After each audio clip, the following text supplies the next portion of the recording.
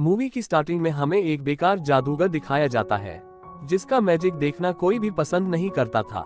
हालांकि एक दिन वो जबरदस्ती एक टीवी शो में घुस जाता है, पर वहां भी उसका मैजिक काम नहीं करता और उसका पोपट हो जाता है और उसे वहां से धक्के मारकर बाहर निकाल दिया जाता है।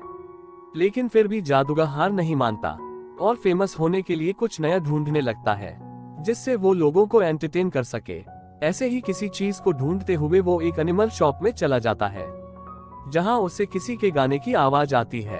अंदर जाकर देखने पर उसे पता चलता है कि वो एक छोटा सा क्रोकोडाइल था जो कि गाना गा रहा था, जिसे देखकर जादूगर को एक उम्मीद की किरण दिखाई देती है। वो उस क्रोकोडाइल को खरीद कर अपने घर ले आता है और उसे गाना गाना सिखाने लगता है और अपने शो के लिए कई दिनों तक उसके साथ रिहर्सल्स भी करता है। एक नया शो करने के लिए उसे पैसों की जरूरत थी, पर उसे कोई भी पैसे देने के लिए तैयार नहीं था क्योंकि उसके आज तक के सभी शो फ्लॉप ही रहे थे। वो मजबूरी में शो करने के लिए अपने घर को बेच देता है और फिर क्रोकोडाइल के साथ पब्लिक के सामने शो करता है। पर अपने सामने इतनी पब्लिक को देखकर क्रोकोडाइल घबरा जाता है और कुछ भी बोल तक नहीं पाता, जिससे जादूगर का ये शो भी फ्लॉप हो जाता है और जादूगर का घर भी उसके हाथों से चला जाता है। जादूगर घर को छोड़कर जा रहा था, पर वो क्रोकोडाइल को इसी घर में छोड़कर चला जाता है। जिसके बाद हमें 18 महीनों बाद का सीन दिखाया जाता है जहां इस घर में एक फैमिली रहने आई थी, पर घर में घूमते समय इस परिवार का लड़का क्रोकोडाइल को देख लेता है, पर वो एक स्टैचू की तरह उसे लग रहा था। तब उसे नजरअंदाज करके वो अपने रूम में चला जाता है, पर उसे ऊपर से फिर कुछ आवाजें आने लगती है। वो जैसे ही वहां फिर जाता है, तब क्रोकोडाइल बॉक्स से बाहर आ चुका था और उसके पीछे आकर खड़ा था। लड़का क्रोकोडाइल को अपने सामने खड़ा देखकर डर जाता है, पर असल में वो क्रोकोडाइल गाना गा रहा था। दूसरी तरफ क्रोकोडाइल को सामने देखकर उसकी पालतू बिल्ली क्रोकोडाइल पर हमला करने के लिए उस पर कूद जाती है, पर वो क्रोकोडाइल के मुंह में चली जाती है और क्रोकोडाइल भी उसे निगल जाता है। ये देखकर लड़का चिल्लाकर क्रोकोडाइल को घर से बाहर भगा देता है और उसका पीछा करने लगता है, पर क्रोकोडाइल अपने पेट से बिल्ली को बाहर थूक देता है और लड़के से माफी मांगने लगता है। ये देखकर लड़का समझ चुका था कि ये क्रोकोडाइल मुझे कोई भी नुकसान नहीं पहुंचाएगा, बल्कि वो तो काफी अच्छा है। साथ ही वो उसके साथ बातें करने लगता है, जहां क्रोकोडाइल उसे अपना नाम लाइल बताता है और धीरे धीरे लाइल की उससे अच्छी दोस्ती हो जाती है।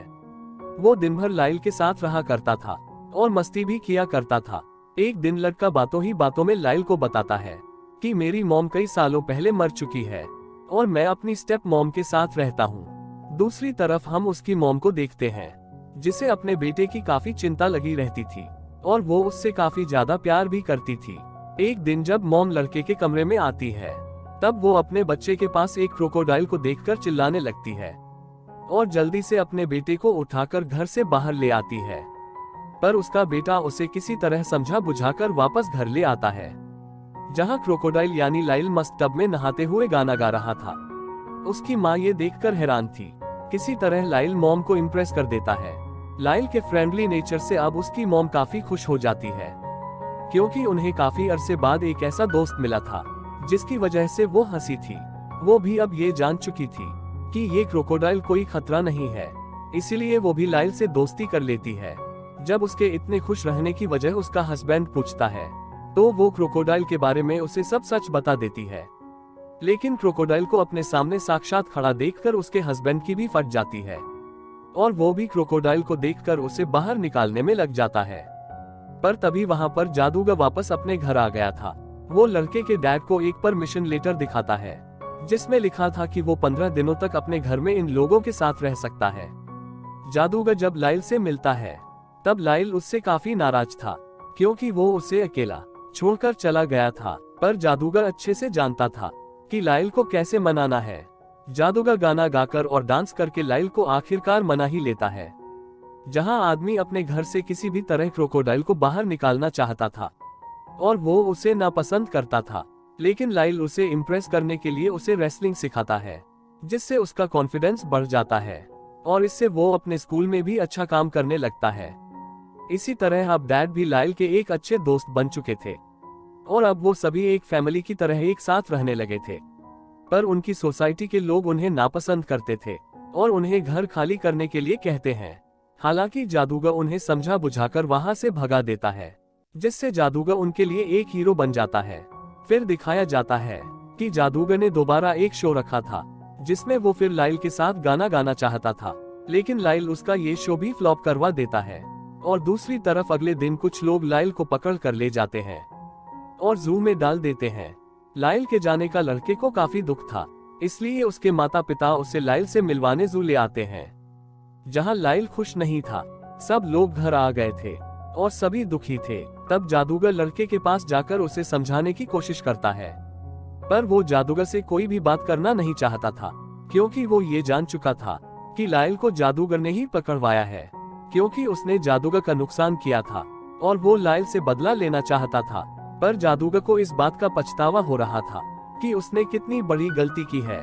जादूगर लड़के से कहता है कि मैं लाइल को वापस लाने में तुम्हारी मदद कर सकता हूँ।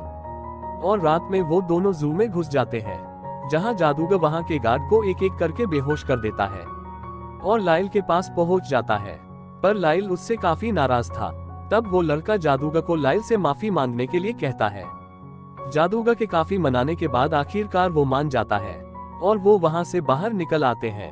मगर अब उनके पीछे पुलिस लग चुकी थी, जहाँ जादूगर अपनी एक ट्रिक से वहाँ से सभी को निकाल लेता है और पुलिस के हाथ कोई नहीं आता। जहाँ लड़का लाइल को बचाने के लिए उसके साथ बाइक लेकर निकल पड़ता है और पुलिस से बचकर एक टैलेंट शो में पहुंच जाता है और वहां सबको बताता है कि लाइल कोई खतरनाक क्रोकोडाइल नहीं है, बल्कि वो हमारा दोस्त है, वो गा भी सकता है। पर इस बार भी क्रोकोडाइल यानी लाइल अपने सामने इतनी सारी पब्लिक को देखकर डर जाता है और गा नहीं पाता। तब लड़का लाइल से कहता है कि तुम्हें आज गाना ही होगा, वरना तुम्हें ये लोग पकड़कर फिर जू में डाल देंगे और तुम्हें हमारे साथ कोई नहीं रहने देगा, तुम्हें गाना ही होगा। उसकी बातें सुनकर लाइल सभी के सामने गाना गाता है और एक फैंटास्टिक माइंड ब्लोइंग तबला तोड़ परफॉर्मेंस देता है, जिससे सारी पब्लिक खुश हो जाती है।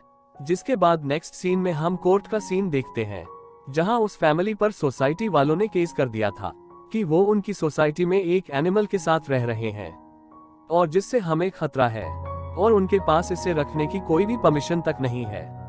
यानी कि अब लाइल शायद उनसे फिर दूर हो जाता। पर यहाँ जादूगर की एंट्री होती है और वो एक लाइसेंस कोर्ट को दिखाता है, जिसमें उस क्रोकोडाइल यानी लाइल को अपने घर में रखने की परमिशन दी गई थी, जिससे कानूनी तौर पर भी अब लाइल को वो अपने पास रख सकते थे और अब वो सभी एक हैप्पी फैमिली की तरह एक साथ रहने लगे थे। और यही इस मूवी का एंड होता है। Thanks for watching.